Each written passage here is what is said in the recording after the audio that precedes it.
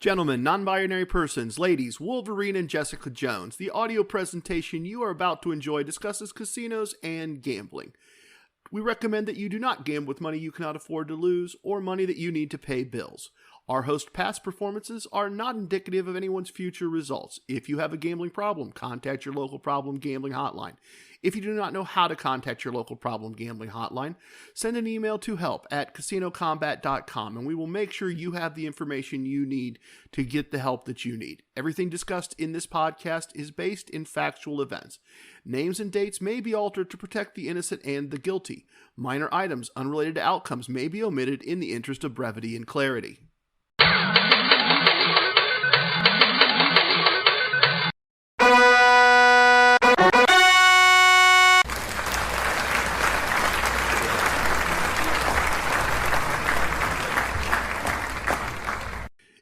It's me, it's TRG, the Ramblin Gambler, enigmatic, charismatic, evolutionary, revolutionary, your incognito dispenser of casino wisdom. Welcome to episode 83 of our Casino Kombat podcast, as always, recorded live without a studio audience in the Casino Kombat studio in parts unknown. I greatly appreciate your time spent listening today. My goal each and every episode is to entertain, educate, and inform on topics related to winning the game of casino gambling. The battle plan this week includes a Gambling with Gabriel segment to discuss one of the casino's wisdoms that he just recently got on board with, have an explanation of why, and an illustration of how things worked out for him. We are going to do a Core Koncept segment. As always, spelling concepts with a K to discuss one of the core concepts that I think I often overlook. I did not travel last week, but we will have a results segment so I can share how things went during the week. It will reflect back on what we're going to talk about in the Core Koncepts, and we will finish in the virtual VIP lounge with one of my favorite quick stories about gambling in Las Vegas. So that is the battle plan. Before we get into all of that, we have a variety of things going on in the Casino Kombat Galaxy that you need to know about. No, Guardian and the Jet did not check in, but other members of our squad have been busy, and I want to catch you up on what's been going on with them. First up, East Coast Emissary, Inner Circle member ECE sent me a prompt, and he said, I know basic strategy says always split eights, but here's the situation that's causing me to ask the question. I'm using betting system 1. That's TRG wagering system 1, everybody. And he says, I'm up close to, but not quite yet, at my winning exit amount. I've lost 3 hands in a row, and I'm now betting 4.5 units. I'm dealt 8s, and the dealer is showing a king. So I could split them, get a few small cards, and bust the first hand, and then the second hand I'm dealt another 8. Basic strategy says split again, which I do, and now after losing 4.5 units, I have 9 units on the table in a weak position. I bust on the second hand, on the third hand I stand on 17, and the dealer turns over a jack and beats me easily. He says I angrily leave the table, realizing I went from a session win to a loss due to one, and then he has lots of symbols, so we will insert swearing there, bad hand. So the question becomes, if you have a low probability of a win, split, or double with the maximum bet and protecting a win stack, would you ever abandon basic strategy? Do you abandon basic strategy to protect the win? It's a great prompt. It is a great question. East Coast Emissary always comes with something that is challenging and interesting, and that's why I always take the time to kind of share all of that with all of you. We all need to benefit from thinking like this. That's the purpose of having squad mates, right? That's the purpose of having allies. That's how I finally refined all of this, because Gabriel was the first person I could have these kinds of conversations with. Very, very interesting question. So here's my thinking. Specifically on this topic, I think if it's going to be a protect the win and leave move, I respect that. I respect saying, I have a win. If I play basic strategy, I'm not going to have a win. So I'm going to play it wrong, and then I'm going to leave. Regardless of the outcome, I am going to leave after this hand, no matter what. I will have a win that I'm happy about. I will protect my emotions, if you will. I'll avoid saying those swear words and being angry about one bad hand, and I'll walk away, and I'll get out of the gambling space. I'll take a walk. I'll look at the ocean. I'll look at the fountain. I'll check in with the person that's there gambling with me. I'll do something and leave and protect the win. I don't have a problem with that. Where I do start to have a problem is if you don't make the basic strategy play and then don't leave. Because now you're not protecting the win. Now you're just opening yourself up to another problem. Take it as a win if it's a win. Take it as a loss if it's a loss. But leave the table either way. Yeah, I get that. In fact, I'm pretty sure we're going to see a situation where I might have liked to have done that and didn't a little later in the episode. Great prompt that fits in well. So he and I emailed back and forth a little bit about this. And as I was kind of sharing that thought process with him, he then followed up with, so what about even money on blackjack? Look, I'll be honest, me personally, I'm probably not going to do that. I'm probably not going to take even money on the 4.5 unit bet. I find that for me personally, when I start breaking some of those hard and fast rules that I know the math behind, it just becomes a slippery slope, and that's just me personally. But once again, I get it. I get it if it's a 4.5 units gives me a nice win that I'm going to be happy with, and I'm going to leave the table. I'm going to walk away. I'm not going to be tempted to take even money and then stick around and go down to the 1 unit bet and then keep playing. As I said, for me, that's the slippery slope. But I can see the even money there if it's this gives me the win I need to walk away. I absolutely do get that. And then I want to go one step further because there is another situation in which I often do not play correct basic strategy. And it has nothing to do with the amount of money that I've wagered. And it goes kind of something like this. I've made my bet. I split a hand that should be split. The first hand should be a double. Suppose I have a 10 and an 11 against a dealer's, we're making it up, so it's a dealer's 5. I split, I get my 10, I split, I get a 10 or an 11, I double, and I get 21 on that first hand. Second hand, I also get a card that says I should double. And in that case, I often do not. And my logic is this. The first hand is a 21. Unless it's a push, I'm going to get paid, and it's a double. So I'm going to get paid twice what is on the second bet. So in that case, I often consider the first hand insurance against the second hand of the split. And even if mathematically, even if basic strategy says I should double, I do not. And regardless of the one card I take on that hand that should be doubled, I do not take another card for any reason. And my logic is that, okay, I could get a really great card if I doubled on that second hand, but I could get a really lousy card and lose. And if I double both hands, have 21 on the first, 20, and get something bad on the second, and I win the first hand and lose the second hand, the whole hand is a push. Conversely, if on the second hand I do not double, regardless of the outcome, I should win at least 1 unit, right? I should win at least 1 unit. I may win 3, but if I win the double and lose the second hand, then I'm still okay and I'm still moving forward and I'm still winning. So that is one situation where I do not play basic strategy often consistently. It doesn't happen very often. People often look at me like I'm weird and they don't understand it. That's just me. I like using the first hand as insurance versus the second hand. Excellent prompt, excellent question, excellent thoughts. Are there times to not play basic strategy to protect the win? Yeah, I think there are. I think we've seen 2 really good ones, 3 really good ones here, maybe if you want to include mine. But the key is, particularly on the first 2, then have the discipline to walk away. If you're not going to leave the building because you're on a trip, that's fine. Just walk away and do something else for a little while. Always appreciate ECE's questions. He is our East Coast emissary for a reason. Next up.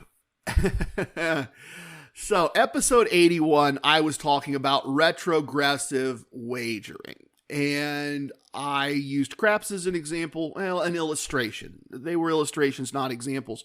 But I used craps as an illustration of where I do like that go down after you win approach. And I don't like that very often. And then I tried to use horse racing as a secondary illustration. And so I got an email from Inner Circle member Equine Ensign, who is ninth to the ring, who owns a racehorse, who actually knows something about betting on racehorses, which I did tell you at the time I do not. It is not one of the primary forms of gambling that I do. And so he wrote to tell me that he appreciated all of that, but, well, you know what? He tried to politely say maybe I was wrong. He didn't have to say be polite. I told you I really don't know anything about horse racing, so let me share his words and thoughts with you because he actually does know something about horse racing.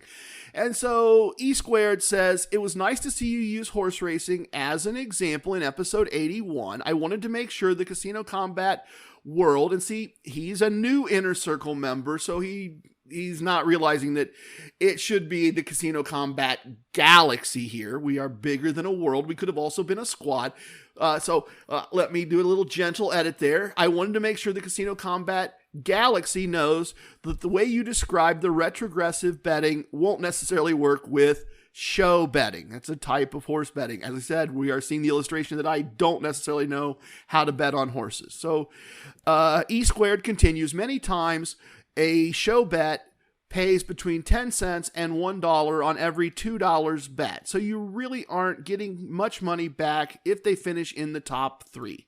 The payout for show betting really comes down to how much money is in the show pool and how much percentage of that is put on each horse that finishes in the top 3.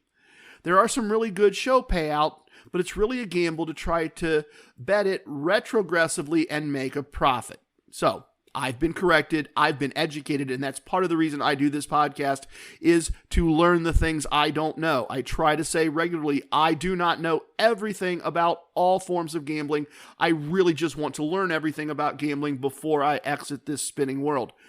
So he continues, one fun way I show bet is when I'm with a group. Okay, cool. We pick on how much, we decide on how much to bet on each race. Say $5 on each race. Each person is responsible to pick a horse in an assigned race. Every time we win money, we keep parlaying that into the next race. If we did well, let me back up. Parlaying is just adding what you won to what you bet to make a large bet. If we did well, we can make a decent little profit. You can also do this on your own. Also, if I bet a horse to show, I'm not necessarily looking for the winning horse because they typically don't pay well. I look for horses that I feel can do well or feel I have an outside chance to possibly win. These are horses that may pay well in a show bet. One way that I bet horses to win is that I have a set amount of money that I want to win for the day, and I divide that by the number of races for the day. For example, let's say I want to win $100 for the day and there are 10 races. I'll divide what I want to win by the number of races, so I would want to win $10 in each race to meet my goal. The amount I need to bet will depend on the odds on the horse as the horses enter the gate. I wait until as close to the start of the race as possible since the odds are always changing. Here's an example. If race 1 I want to win $10 and the horse's odds are 5-1, I only have to make a $2 bet. The horse wins, so I need to win $10 in race 2. The horse goes off at 3-1, so I bet $4 to win 12 instead of $3 to win 9, and it loses. Now in race 3, I need to win the $10 from race 2 and the $4 that I bet, so I want to win a total of $24 in race 3, $14 from race 2, and $10 from race 3, and I continue like that. Typically, I will not bet a horse if the odds are below 2-1, and I carry the needed race money over to the next race. Excellent, excellent. This is why we have a podcast. This is why we have a squad. This is why I'm doing this, so that we can all learn from each other. I told you when I did episode 81 that I really don't know anything about betting horses, that I often just go color or horse's name or something like that. Here, our Inner Circle member has given us all a much more advanced and sophisticated way of approaching wagering on horses. I like it. I like it a lot. I like it so much that I am going to look for an opportunity as the weather starts to get nicer for Mrs. TRG and I to be at a horse track sometime and try to put this into good use. Thank you very much, Equine Ensign, for taking the time to send that over to me. I greatly appreciate it. I think all the squad will benefit from that. Last item from the Casino Kombat Galaxy. We have just finished a major update to the Casino Kombat website. It is Casino Kombat, combat with a K.com. Fred is fully up and running. So any of the things that you used to have to email for, you don't have to do that anymore. We have Fred completely integrated into the website and you can download things there. We have the TRG Recommend segment if you want your own vest, if you want some earrings that Mrs. TRG likes, if you want to see some of the tools that I think are useful, if you want some of the books from the authors that we've had on the podcast. All of that is there in the TRG Recommend segment. I also have a blog area of the website up. I'm going to be populating it more fully, but I do have the vocabulary of Casino Kombat up as a blog post, all the terms, words, and phrases that get used in the podcast that apply to the podcast. We also have a blog post that describes in written form all of the core concepts of Casino Kombat. So check out the website, take a look. Feedback always appreciated, but we've greatly enhanced and expanded that part of what we try to do to, as Billy with the great last name always says, be gamblers, helping gamblers be better at gambling. That is what we try to do. That is one of his philosophies. It's one that I fully embrace. All right, we have a battle plan. We are updated on what is going on in the Casino Kombat Galaxy, and next up is Gambling with Gabriel.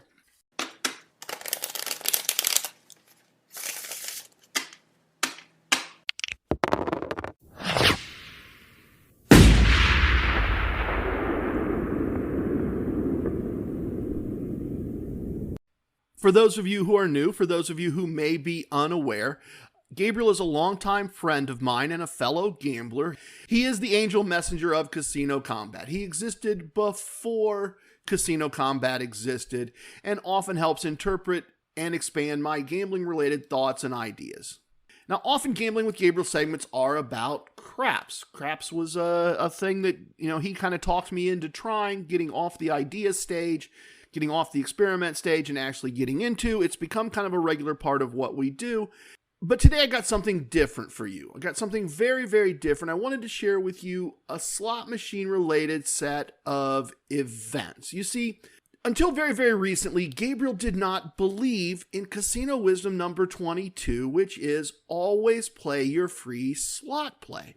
And I never really understood that. That never really made sense to me. And I would bust his chops about it a little bit just once in a while. I felt like, gosh, you've got TRG Slot Strategy 1. By the way, this is going to take some getting used to. I'm going to have to make some adjustments here, folks. Slot strategies. If you're interested in the slot strategies, I have 2 of them. They work together. They form a set of tactics for attacking the game of slots and benefiting from it in Casino Kombat form. And if you go to the CasinoKombat.com website, if you go to the Fred section, you can download Casino Kombat Slot Tactics, an ebook that I wrote to explain exactly how we play slots. But I never understood why Gabriel didn't use TRG Slot Strategy 1 and take the free money that comes with using that. It's a no-risk way to get some money and often more than some money. So Gabriel calls me a couple weeks ago, sends me a text actually, and says he'd like to meet me at our local casino. He has got a ridiculous, 600 days pay worth of free tax-free imaginary money. He has a ridiculous, and maybe I didn't do the math right in my head, and I am doing it in my head. He had, without going into real numbers, he had thousands and thousands and thousands and thousands and thousands of dollars in free imaginary tax-free money in his account. More money than he's realistically going to spend on comped dinners and sporting events and merch in the merch store. So he wanted to understand how to turn that money into, that imaginary money into free slot play and how to put it through a slot machine. Obviously, I'm more than happy to do that. Not a big deal. I'm usually down at my local casino multiple times a week anyway. And as we were going through it, it started to now make some more sense. I started to understand things from his point of view. Never played a slot machine. Not once. Ever. Didn't know how to turn free money, free tax-free imaginary money into free slot play. Didn't know how to run it through the machine. Didn't understand any of that. And didn't want to put all that thousands and thousands and thousands of dollars into the machine by accident. Because he didn't understand how it worked, didn't understand what to do. So, walked him through the process, showed him how to do it, and then here's my first pointer. Here's my first coaching thing. You don't all have a me. I mean, you all have a me in the terms of I come through your device and you can listen to my thoughts and what I'm saying, but you don't all have somebody like me that you can say, hey, meet me at the casino and show me how to do this. So, if you've been given free slot play, and you do not know how to use that free slot play, you go to the Players Club and you tell them exactly that. You say, I was given free slot play. How do I use it? And in my experience, almost all casinos have behind the counter at the Players Club desk a instruction card, some type of thing that they will give you to say, here, you go to the machine, you push this, you push this, you push this. And I can't give you anything more specific than that, because every casino is different, or every casino brand is different. Some places it's all on the touchscreen. It's very simple and easy. You push the icon that's the $sign. You say free play, send free play to machine. It's all touchscreen. It's all easy. Some places you have to know to hit the promo button on a little tiny keypad. It's a button like a calculator. You need to press promo, and then you need to press 2, and then you need to press 5, and then you need to key in the dollar amount that you want. And it's a little more complicated. So I can't tell you generically how to do it on every machine at every brand, but what I can tell you is that I have never been in a casino where I didn't know how to get my free slot play, and I went to the desk and I said, hey, how do I get my free money into the machine? And they went, figured out. That's never happened. That has never, ever, ever happened. So if you don't know how, if you're a little intimidated, if you've never done it, and you do not have a TRG to come to the casino with you and walk you through it the way Gabriel did, go to the Players Club, tell them what you need to learn, and they will take care of educating you. That is their job. So that is how you can handle that, even in the absence of your own personal TRG in your own personal local casino. So I walked him through it. We took out, I forget, $200 of free slot play from his free imaginary tax-free money. We spun it through. He used TRG slot strategy 1. He collected all his winnings, and it did not go particularly well. Education had occurred. He had more knowledge. He would be comfortable doing it again on his own. He had gotten to ask questions. He'd gotten the tutorial. But truth be told, we won enough for us to each go have a drink at the bar and talk about other things. And that's about all he won. It was not particularly impressive. He was not particularly impressed. Fast forward a little bit, and I get a text from Gabriel saying, I think I just won over 16 days' pay.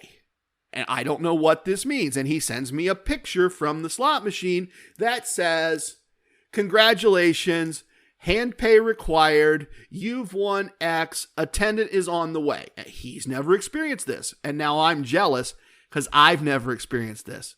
I've never, in all the time I've been playing slot machines, I've never had a hand pay. We'll talk a little bit more about that in a minute.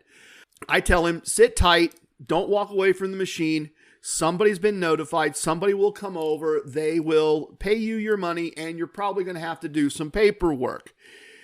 And they did. And then I was actually busy at a client's, and I'm working, and I miss his next text, which is, should I tip the person that pays me? So let me walk through all that with you. First of all, this is great news, right? I've been ribbing Gabriel for a couple of years about leaving money on the table and not playing his free slot play, not really understanding that he didn't know how. Then he knows how, and he walks into the casino, and they have some little game to play, and he gets given a third of a day's pay in free slot play, and now he knows how to play it instead of just ignoring it, because it's only good for 24 hours at our local casino. And he goes back in the high limit room and he runs it through the machine. And as I said, on his third spin, he gets paid over 16 days pay. A lot of money. A lot of money. The kind of money we all hope to win when we're playing a slot machine. Trust me when I tell you that. So here's how this all works from there. As I said, I've never had a hand pay, but I know a number of people that have. I know how it works. Gabriel now knows how it works as well, but this is how it goes for those of you that don't know. And once again, this is how it works everywhere I've been. This may not be true in Zimbabwe. This may not be true in Australia. This may not be true in Monte Carlo. If it is not, and you're listening to this and you're saying, TRG, that is not how it works in Mexico, then send me an email and educate me, and I'll educate everybody else, and we'll all be the smarter for the process. Everywhere I've been, almost all of North America, if you win more than $1,200, the machine will tell you to wait, you need a hand pay, an attendant is on the way. And that's what you do. You sit tight, you wait. Someone will come up, and they are going to ask you to fill out forms for the federal government. In the case of my local casino, they are also going to withhold the taxes owed to the state where the casino resides because the state wants their money immediately. They will pay you out the rest of it. It is considered good manners at this point to tip the slot attendant who took care of this, who came over and took care of the paperwork and everything else. You've got a nice win, tip them something, and don't be ridiculous about it. You know, I guess it's you and how much you've won, but you know, if I won $3,000, I'd probably tip between $30 and $100 just to pick up a number, right? That's a nice tip for a few minutes work.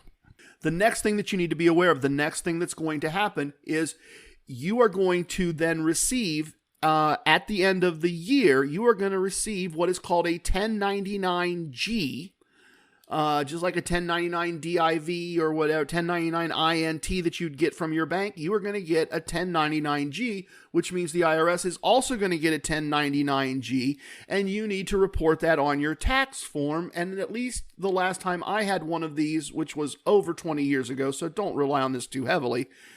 Actually, I'm going to come back and tell you that story in a minute, come to think of it. I will come back and tell you that story in just a minute. You are responsible for the federal taxes on your gambling wins. And at least up until at least 20 years ago when I had it happen to me, that was wins that exceeded gambling losses. And maybe it's a bigger number than that right now. So I shared all that with Gabriel and that all went well. Let me tell you the little quick fun story now that goes with this, and we'll then wrap up the segment. Let me take one pause here and then we'll wrap up the segment. So this is great news, right? I didn't realize Gabriel didn't quite understand how slot machines worked. Now he does. It would have been nice to win more than a round of drinks the first time, but he just made his gambling month in all likelihood with this one slot machine wins because he now understands how to execute Casino Wisdom number 22 and always play your free slot play. And this is why you always play your free slot play. This is exactly why. Yes, sometimes I'm given $10 of free slot play and I get to the end and I have $3. Sometimes I'm given $50 and I get to the end and I have $50 or $100. But every once in a while, there is the possibility that you are going to get this big payout like this big hand pay. Back to the 1099-G, back to the fun story, because it is gambling related in a couple different ways. Decades and decades and decades ago, before we had kids, we went out to Las Vegas and we won a nice chunk of change. Nice for us at the time. Nice, decent win. And so we came back and I was headed off to something that I had to do on a bright, sunny, early evening. And as I'm driving my great big SUV down a small residential street, a young girl comes running out from between two cars, chasing a ball, and slams right into the side of my truck. And so, of course, I stop and I go out, and her mom is yelling and screaming, and she's saying that I'm speeding, and she's saying that I hit her little girl. And I'm saying, ma'am, would you calm down? Why don't we check on your daughter, who's now bouncing up and saying, I'm fine, mommy. But I'm like, why don't we check on your daughter? Why don't we make sure she's okay? She should probably go to the hospital. And this woman is yelling and screaming. And I'm saying, we should call the police. We should call 911. We should get your daughter to a hospital. Then we can sort all of this out. So she calms down. She makes the phone call. She's talking to the little girl. The little girl wants lemonade. Good indication the little girl's all right. Police officer arrives.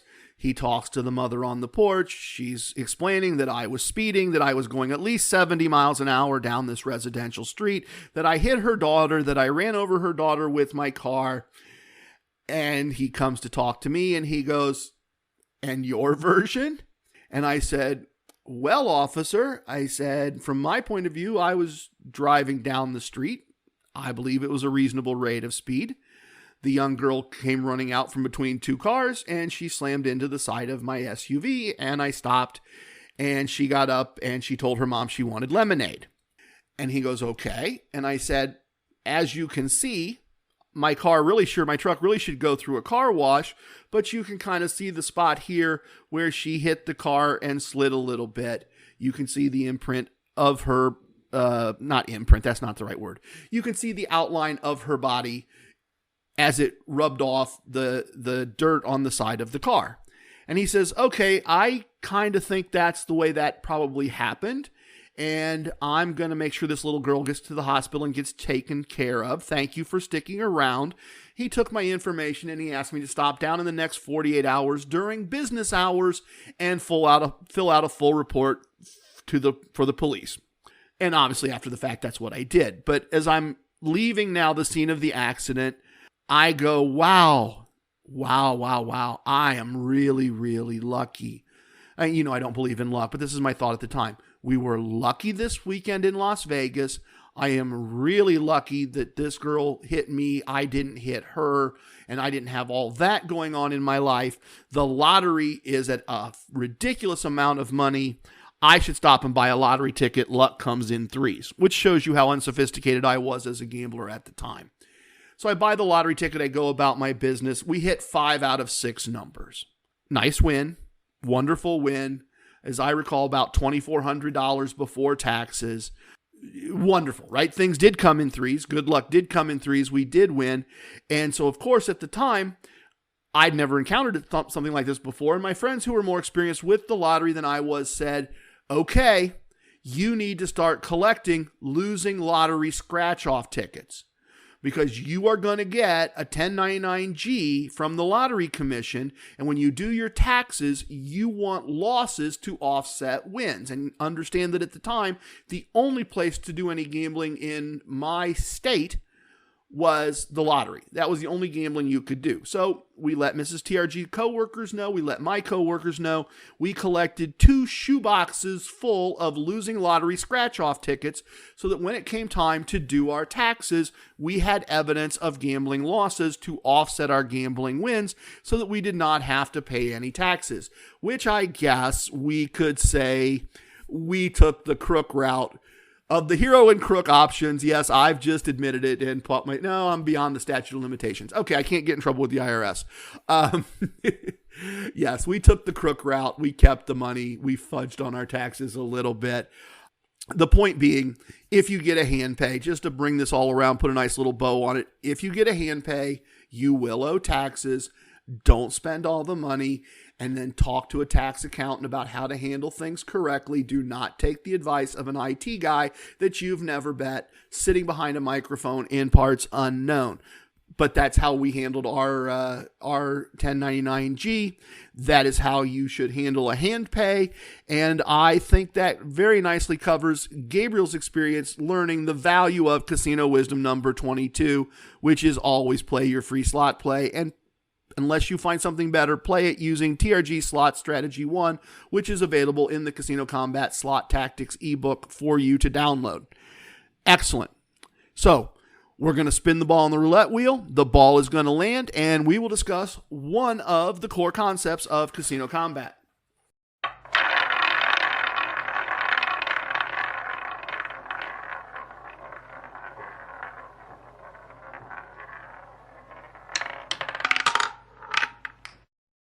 The core concepts of Casino Kombat are the foundational ideas. They are the pillars on which good casino gambling is built. They are the most fundamental of things you need to know. And then we expand on them with the various casino wisdoms, with the various techniques, with the wagering systems, with all of that. So you need to understand the core concepts before you understand anything else. And the wonderful thing about having the website revised, revisited, revamped is that now you can go read my thoughts, read the core concepts directly. And that's a wonderful addition to the Casino Kombat arsenal, as ECE would call it. Also, I should not neglect to mention, we do have a YouTube channel. It is, of course, called Casino Kombat. We're easy enough to find if you spell combat with a K.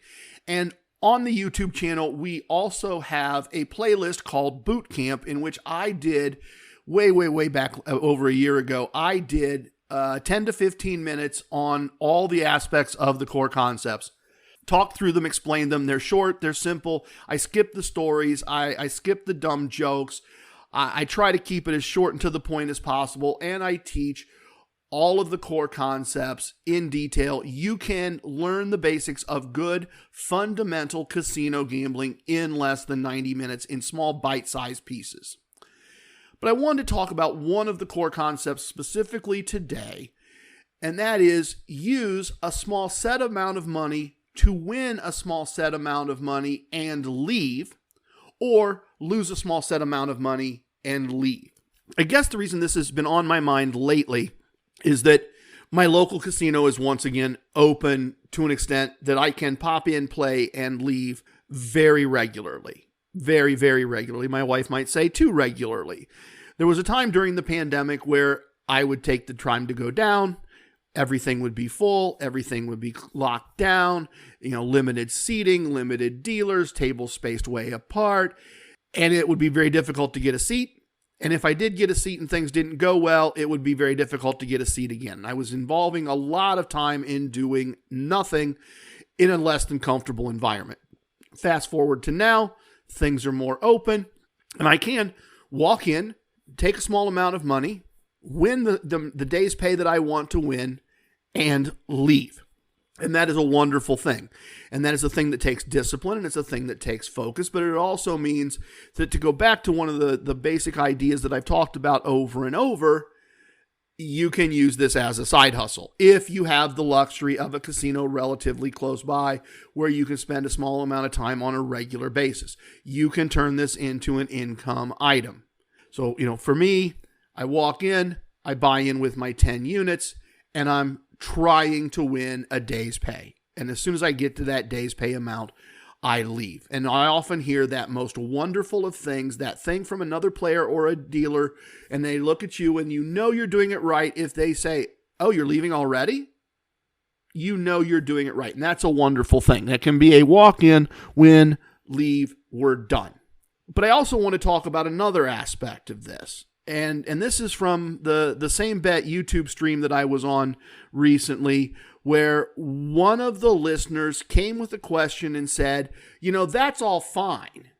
This idea of take a small set amount of money, win a small amount of money, and leave is fine until you have to drive 3.5 hours to get to the casino.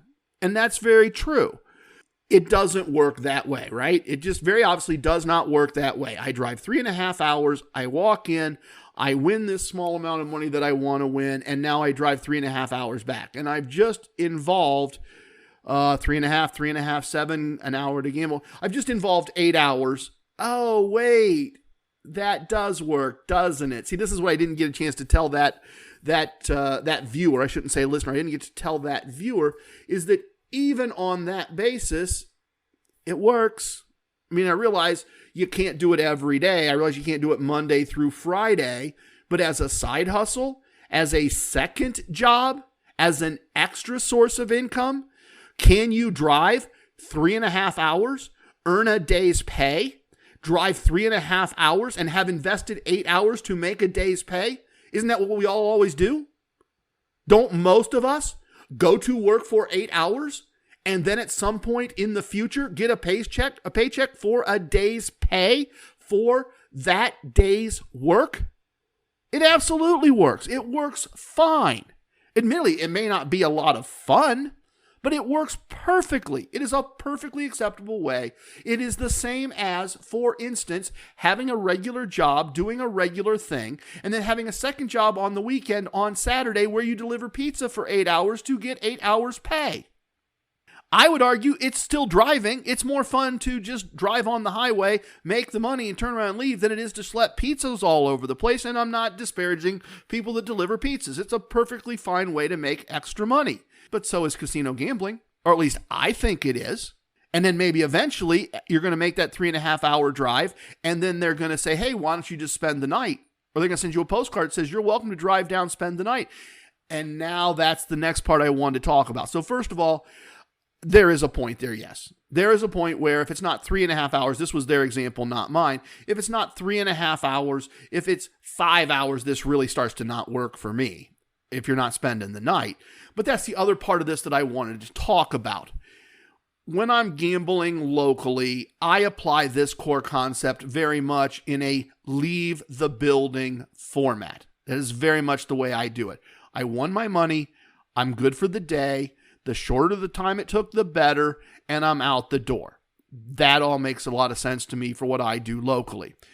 If I'm traveling a distance, if I'm going to my home casino, no, I'm not. If I go to my home casino, it often goes like this, right? You know, I have a ritual that I like to do. I like to be someplace where I can gamble and then maintain my focus, my control, my all of that by having a cocktail and then gambling. That's something I prefer to do as opposed to just rush in and gamble even though I can. But let's apply that then to a trip to my home casino. I've worked a chunk of the day at my regular job. I've done 4 or 5 hours of consulting. I've driven then the rest of the distance. So I've driven a couple hours. It's mid to late afternoon. I've had a drink. I have a food comp. I have a comped hotel room. If I win my day's pay at the first table, I'm not turning around and driving home for all the very obvious reasons, not the least of which is I have a comped dinner and I have a comped hotel room and I have a casino at my disposal. In this context, the decision to leave is not, in this core concept, leave the building. It is when I'm gambling locally. But when I'm gambling on a trip, it's leave the table. It's go have that comped meal. It's go look at the horses running around the racetrack. It's take a nap. It's go do something else for some small amount of time. Heck, it may even be go over and play a slot machine. Take a break from that gambling, record the result, do something different, ideally do something non-gambling related, and then do this again. You could very easily, and you've seen, if you've been listening for a while, you've seen that we do sometimes pack a week of gambling. Instead of going to the local casino during the pandemic, what would we do?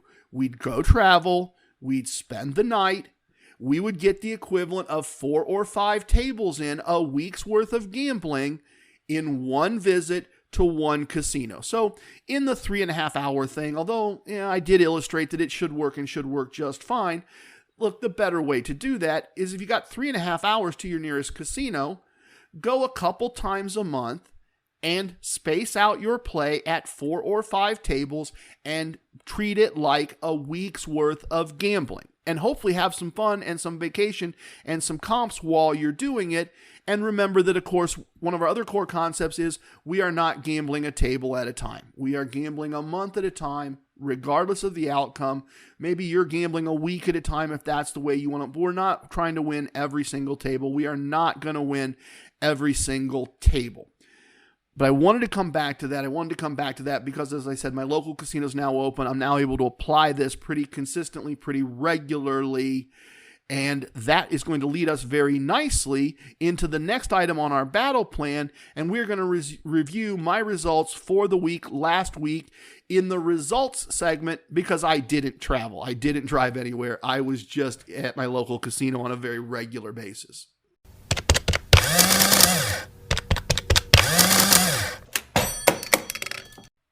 As I said, I did not do any traveling last week for a variety of reasons, both some family commitments and just kind of how everything worked out, and partially because traveling is in little ways seeming less important. In fact, if I had a decent national brand locally, I would do a lot less traveling. We would travel just because we felt like traveling as a couple, not to keep the wheels in motion and the wheels in play.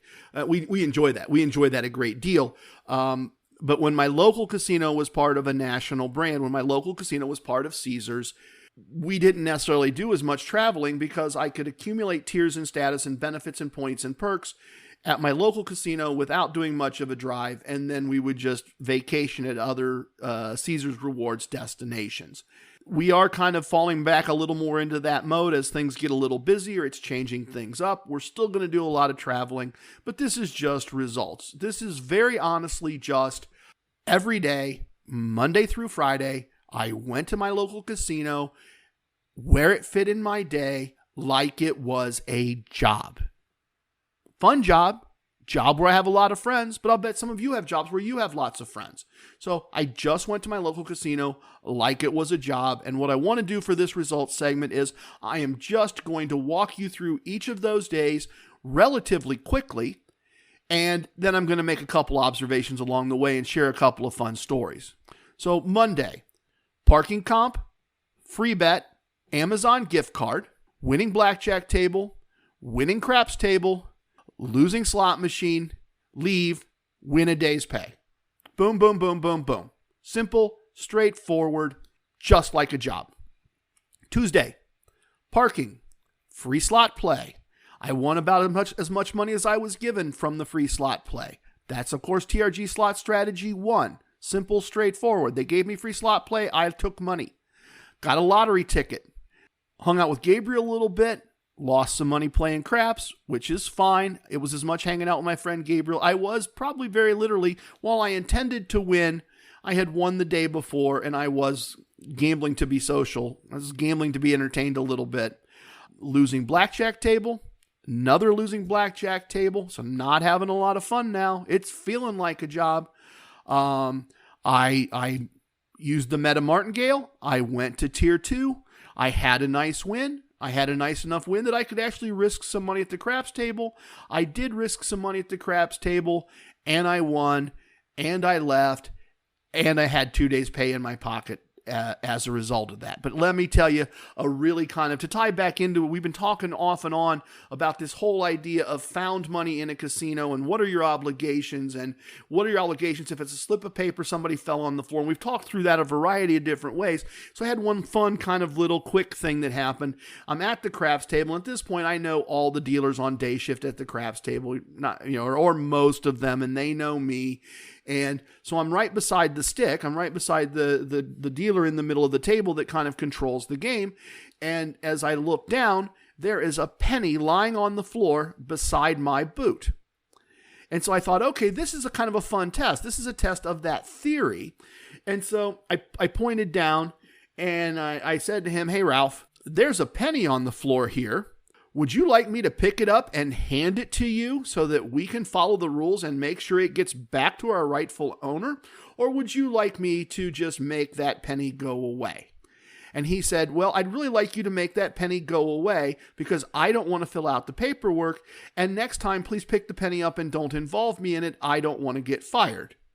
And so I actually did say to him a couple of days later, "Hey, that thing we were talking about the other day, would you have really gotten fired for that?" And he goes, "Probably not. I've got some seniority. The union would have gotten involved.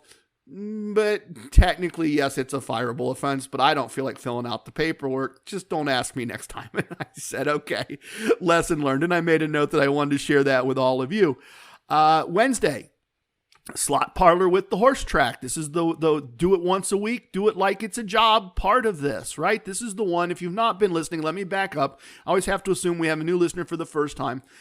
On the way to one of my clients, there is what's called a racino. It's slot machines, which are technically virtual lottery tickets, and a horse racing track, and a couple nice restaurants. And every week they give me some free slot play, and I'm not really sure why anymore because I haven't actually gambled any of my own money there in months and months and months and months. But they give me some free slot play and sometimes some money for food and sometimes a gift. So I just stop, jump off, and as it often does, Played my free slot play, got some free money. Got some loaf pans for baking, and I know that because it says on the packaging that they are loaf pans.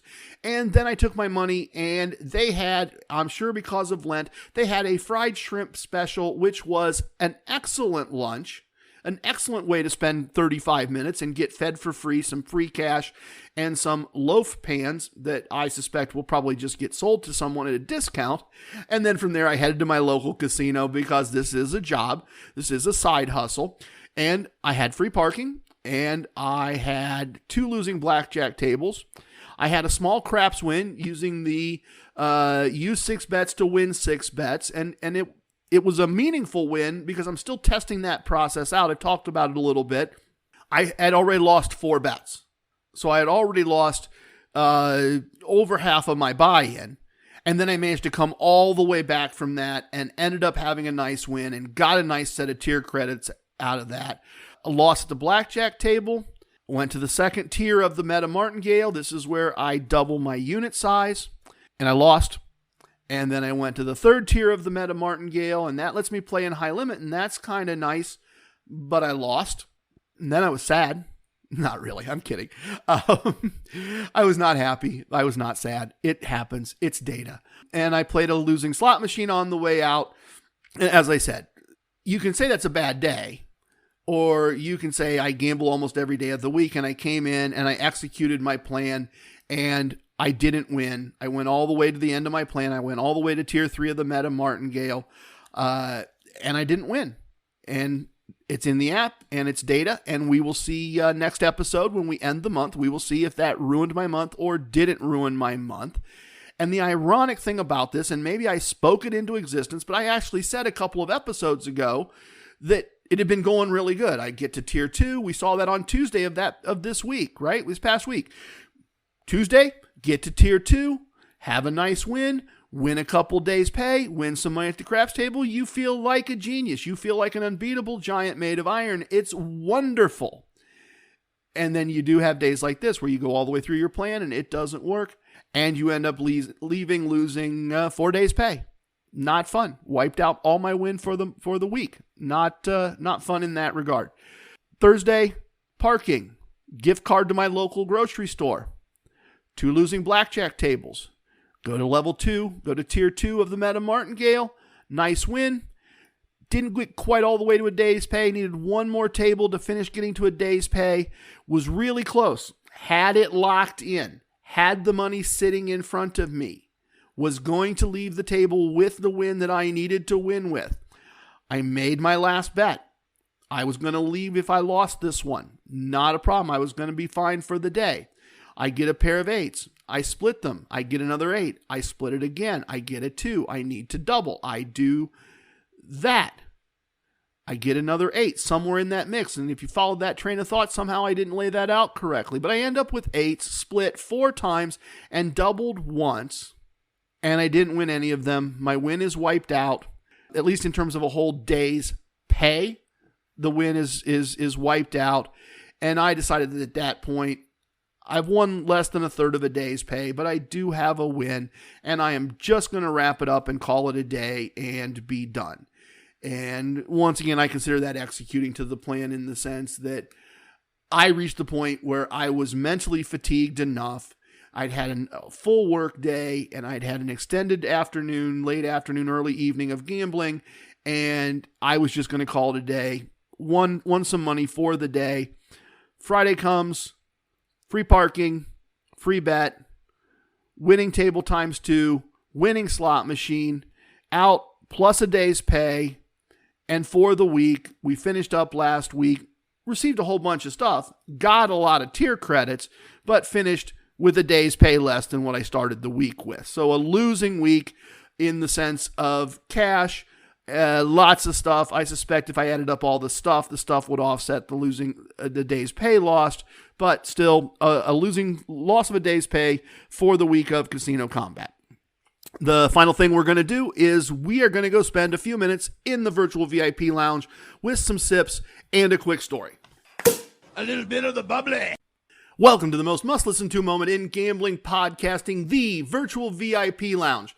Our space to relax, have some sips, and share some stories, which is one of my favorite casino activities, having drinks and swapping stories with other gamblers. As always, every time we're in the virtual VIP lounge, you have two choices. Since this is a virtual VIP lounge, we have virtually anything you would like to virtually enjoy. If you are driving, gardening, or working out, please select a virtual beverage of your choice and try to enjoy it theater of the mind style. If you are able, press pause, pour yourself something to enjoy, and join me in a drink. Today, I'm trying something new, Tito's soda with a splash of cranberry. And I'm doing that Eric style. And I guess, let me explain. This is a short story, so let me do the story before the story and explain what Eric style is. You see, sadly, my local casino no longer has a VIP lounge. A tremendous flaw in that property, in my opinion. But when it had, before the pandemic, it had a wonderful VIP lounge, a really great VIP lounge. And there were 3 dedicated bartenders there, Eric, Dave, and Crystal. And Crystal spelled her name with a K before Casino Kombat made it cool. And we got to know those bartenders very well. They were the only bartenders for that space. They were the same bartenders for that space. We got to know them. We got to know their stories. We often met them outside of their job to spend time with them just as friends and just as people. And we noticed something very, very interesting. That is, Mrs. TRG and I noticed something very, very interesting, is that if Dave made us a drink, it would always have garnish. And if Eric made us a drink, it would have a bit stronger pour and no garnish. So kind of as an inside joke between the two of us, and now between all of us, if we're out somewhere, if we're out at a casino someplace, or we're having dinner and a drink arrives with garnish, we go, oh, that's David's style. In this case, I did not take time to chop up a lime. This drink, it's good. It would be better with a lime. I don't have a lime. I did not cut up a lime for one drink. So I am having my Tito's and soda with a splash of cranberry juice, Eric style, which is to say, no garnish. Sorry, you know me, folks. There's always a story before the story to get to the story that I'm going to tell you about the story we're going to tell. That's the rambling part of the Ramblin Gambler, I guess, everybody. Anyway, so a number of years ago, well, let me back way up. Back in the day, back in the distant way back day, there was, beside the Flamingo Casino, a casino called O'Shea's. It had an Irish theme. And just a very small casino, no hotel, just basically a very wide hallway with a bar and a set of tables and some slot machines around the walls. And they also had a very fun tradition of having beer pong. And so it was very much a place to drink and party and hang out and play low-limit table games. And that was nice because it was right across the street from Caesars, right beside the Flamingo, right next to what was at the time the Imperial Palace. And so it was a nice little low-roller place amongst some more expensive places.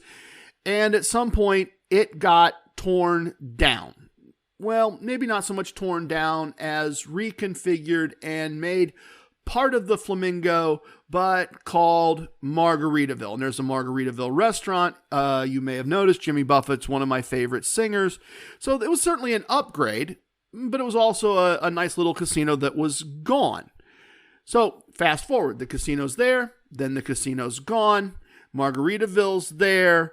They reconfigure the Imperial Palace and they call it the Quad, and eventually they call it the Link. And they put in the Link Promenade and turn a dirty, grungy alley into a very nice shopping, dining, entertainment complex. And I'm there to see that for the first time with my friend, the Artiste. You might remember the Artiste. I just went to Las Vegas recently to celebrate his 50th birthday as a surprise. And so we're on a 7 stars trip, which is the Caesars top tier. And so they give you airfare and a limo and a hotel room and all that stuff. So I had a 7 stars trip to take, and my wife couldn't go with me. So the Artiste goes with me, and one of the things on the agenda is to go see this new Link Promenade that's been built. And it's the day before St. Patrick's Day. And we are walking down the promenade, and lo and behold, they have recreated the O'Shea's Casino right there on the side of the link, connecting the link promenade to the main casino in the link proper. And I am stunned and amazed because they've gotten it right. They have completely recreated the entire casino. They don't anymore, and it's a bummer, but they even have the chips from O'Shea's.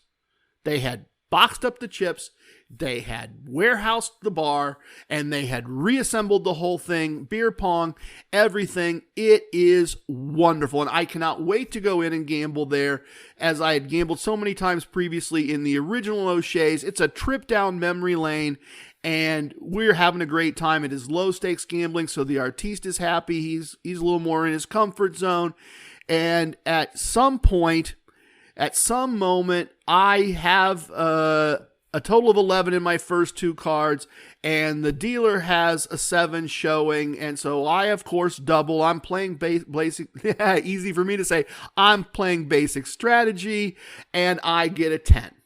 And I say to the dealer, all right, here we go. We're in good shape here, just no shenanigans, indicating that I just need her to turn over a 10. And I'll win. I just don't need anything weird to happen like a 5-card 21 to ruin this. I want no shenanigans. And a pit boss comes over and he's looking very agitated, stern. Maybe stern's the better word to describe this. And he tells the dealer to not deal. And he says, "Sir, you are in the wrong casino." And I said, What do you mean I'm in the wrong casino?" He goes, You are in the wrong casino if that is what you are looking for. And I bit hook, line, and sinker. And I said, "What are you talking about? What do you mean I'm in the wrong casino?" And he says, "Look behind you, sir." And so I look over my shoulder, and sure enough, there is a pillar. And on the pillar, it says, "O'Shea's, your casino for fun and shenanigans." Clear as day. He was right. I was wrong. I was in the wrong casino if I did not want shenanigans. And St. Patrick's Day is coming up pretty quickly here in the not too distant future. And this story was on my mind. And so I thought I'd take a minute and share that today. O'Shea's is in fact not the place if you do not want shenanigans with your gambling. Tip your waitresses, tip your bartenders, tip your dealers. If you have a host, tip your host. If you get a hand pay from a slot machine, tip your slot attendant. Don't tip away your wins. I have spoken. Everything you heard here is true from a certain point of view. It's time for leaving, and I hope you understand I was born a Ramblin' man. Love it, hate it, it don't matter. Please share with your family and friends. Goodbye, everyone. Thank you for listening.